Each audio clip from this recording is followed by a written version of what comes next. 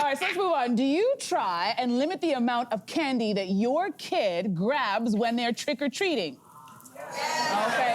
Well, a writer for Slate argues that you should let them go truly feral on Halloween because there are too many norms and expectations. Okay, this crowd is not about that. So, the question, would you let your kids just grab as much candy as they want on Halloween?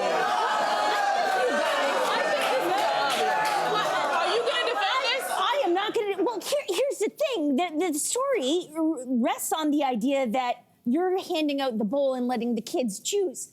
When I hand out candy, let me know if this is abnormal, but I'm the one who's controlling I am the captain of the candy bowl. Yes, of course.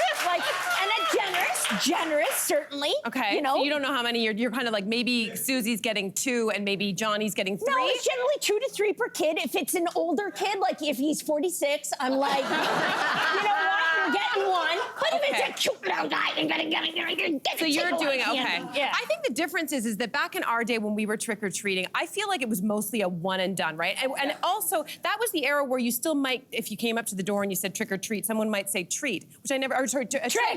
And you'd be like, I don't know what to do. Trick. Right? I don't know what the trick was. My husband makes kids do that. Does he do it? Oh, yeah, he does. What do they do? I don't know, tell a joke. I don't know, honestly. He makes them work. But the difference is that, like, I remember vividly going home, I would pile out my little bag of candy and I would pile things together, and then I was allotted 1 per day in my school lunch. Are you serious? Yes. Yeah. And it didn't last that long. Yeah, same. Nowadays, the candy bag has become the family candy bag. Correct. Wait, whose decision is that? Is that the correct. child? I don't know. It Or just is that the happens. parents? You get a surplus and then everybody's eating from it. So I feel like that's We what. comatose that very night just on candy. Like there was, it was.